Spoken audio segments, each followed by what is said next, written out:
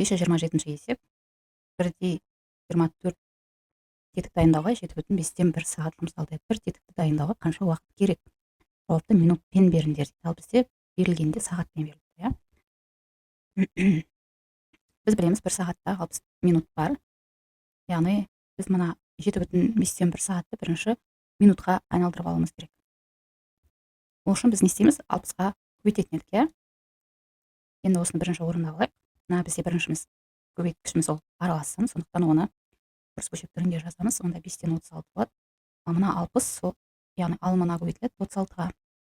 Енді осы жерден қысқарту орындайтын болсақ, екеуі де 5-ке қысқарады. 12-ні 36-ға көбейтетін болсақ, 432 минут шығады екен. Енді бізге осыны 24-ке бөлу керек. 432-ні минутты 24 тетікке бөлетін болсақ, онда бізде 18 минут шығады.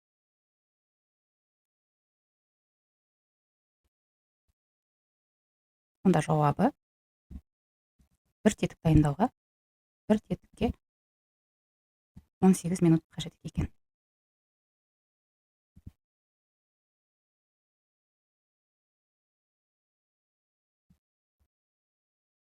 Төртбұрыштың ауданы беріліп тұр. Яғни біз ауданды S дейміз. 4 дециметр квадрат. Және ені беріліп тұр. S дегеніміз ұзындығымен енінің көбейтіндісіне тең. Бізде ендері берілген. Мысалы, бірінші жағдайда ол 2-ден 1 болып тұр. Енді біз A-ны табу керекпіз. Бізге ауданы белгілі. Бізге яғни A мен B-ны көбейткенде, A мен 2-ден 1-ді көбейткенде, яғни 4 шығып тұр. Осы екеуін көбейтсек, ауданы табылып тұр. Осыдан A-ны табамыз. A-ны табу үшін біз 4-ті 2-ден 1-ге бөлеміз. Ал бөлу болған жерде біз оны көбейтуге айналдырамыз да, кері санын ауыстырып жазамыз. 1-ден 2 немесе 2 деп те алуға болады. Онда бізде 8 екен. Біріншісінде ұзындығы 8-ге тең болып тұр. Келесі екіншісінде ұзындығы мен енін көбейтсек 4 шығады. A-ны табу үшін осы 4-ті бөлеміз 5-тен 2-ге. Яғни 4-ті көбейтеміз 2-ден 5-ке. Мына 4 алымына көбейтіледі. 2 мен қысқарады. 10 шығады сонда. Екіншіде ұзындығы 10-ға тең болып тұр. Үшіншісі. A-ны еніне көбейтсек 4 шығу керек. A-ны табу үшін 4-ті бөлеміз. Осы 1,5-тен 3-ке. Бірінші бөлуді көбейтуге айналдырмас бұрын, бірінші мына аралас санды бұрыс бөлшекке айналдырып алуымыз керек. 5-ті 1-ге көбейтіп 3-ті қосамыз, 5-тен 8. Енді көбейтуге айналдырамыз. 8-ден 5-ке көбейтіліп кетеді. Мына 4 алымына көбейтіледі 5-ке. Ол 8-бен қысқарады екен. Онда 2-ден 5 шығып тұр. Немесе оны аралас сан түрінде жазсақ, 2,2-ден 1 шығып тұр. Онда A тең болып тұр 2,2-ден 1 дециметрге.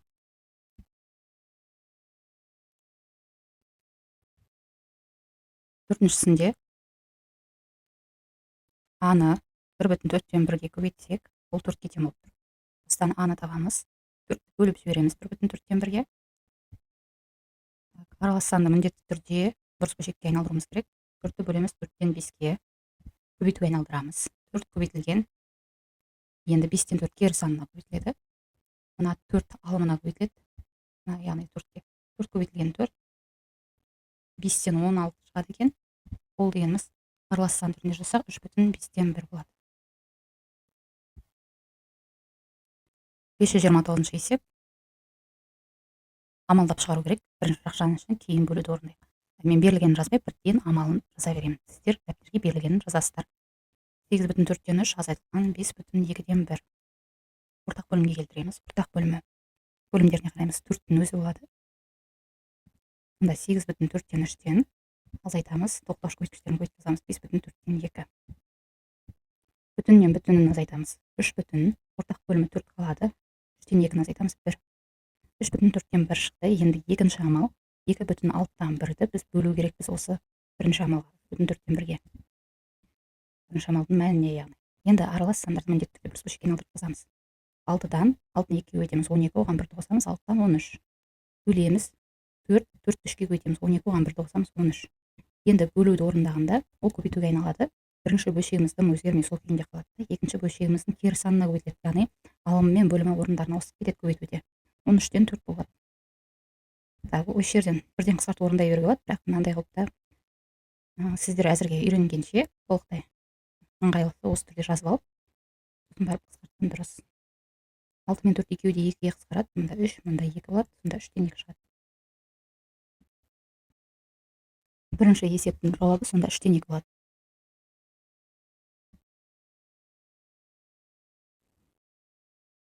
Мынау біріншісі, келесі екіншісін осы жерге талдаймын.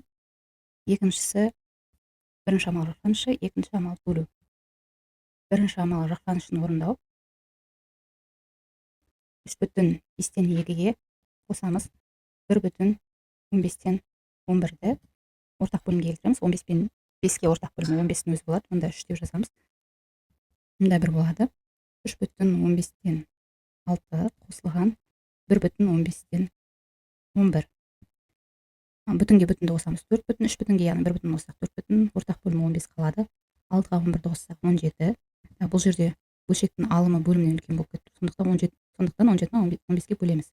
Бұл 1 бүтіннен келеді, яғни ол 4 бүтінге қосылады да 5 бүтін 15-тен 2 түрінде жазылады. Екінші амал 3,20-дан 17-ні бөлу керек. Осы бірінші амалға, яғни 5,15-тен 2-ге бөлеміз. Екеуі де аралас-сандарды бөлгенде міндетті түрде бұрыс бөлшекке айналдырып жазуымыз керек. Яғни 20-дан 60, 60-ты 17-ге қоссақ 77. 20-дан 77 бөлеміз 15-тен 77 екен ол да. Енді бөлуді көбейтуге айналдырамыз. 20-дан 77-ні бірінші бөлшегіміз қалады. Сол өзгеріс екінші бөлшегіміз көбейтуге айналдырғанда ауысады. Кері сан. Бірден осы жерден қысқарту орындап жүремін. 77 мен 77 қысқарып кетеді. 20 мен 15 екеуі де 5-ке қысқарады. Мында 4 болады, мында 3 болады. Мында 4-тен 3.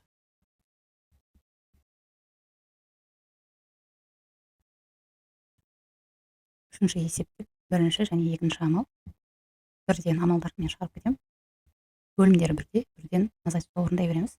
4,2 бүтінді азайтсақ 2, ортақ бөлімі 5, 3-тен 1-ді азайтамыз 2. Екінші амал осыны бөлеміз. 2,5-тен 2-ні бөлеміз 1,10-нан 1-ге. Екеуі де аралассан, бір бөлшек түрінде жазамыз. 5-тен 12 болады. Бөлеміз 10-нан 11-ге. Бөлуді көбейтуге айналдырамыз. 5-тен 12-ні көбейтеміз. Енді 11-ден 10-ға. Мына 5 пен 10 қысқарады. Екеуі де 5-ке қысқарады. 11-ден 24 шығады. 24-ті 11-ге бөлсек 2-ден келеді де, және 2 қалып қояды. Сонда 2,11-ден 2 деген жауап шығады.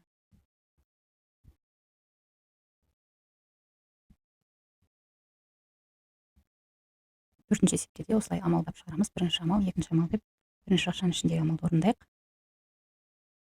1,10-нан 7 қосылған 5-тен 4. Ортақ бөлімге келтіреміз. Ортақ бөлім осы 10-ның өзі болады. Мында 1, мында 2.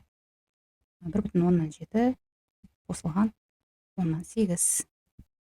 Бүтіндері бізде тек қана 1. Ортақ бөлімі 10 қала береді. 7-ге 8 қоссақ 15. Бұны аралас сан түрінде жазатын болсақ, немесе екеуін бірден қысқартып жіберейік. 5-ке мында 2, мында 3.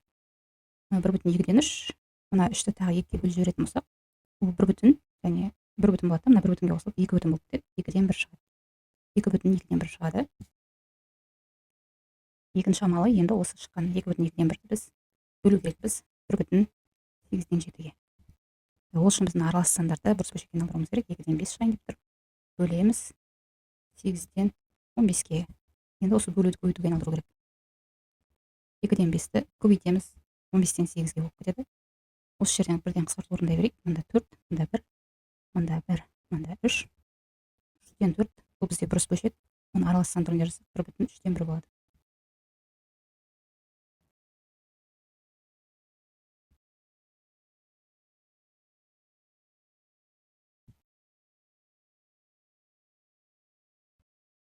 Бесінші есепте бірінші бөлуді орындаймыз, сосын азайтуды орындаймыз.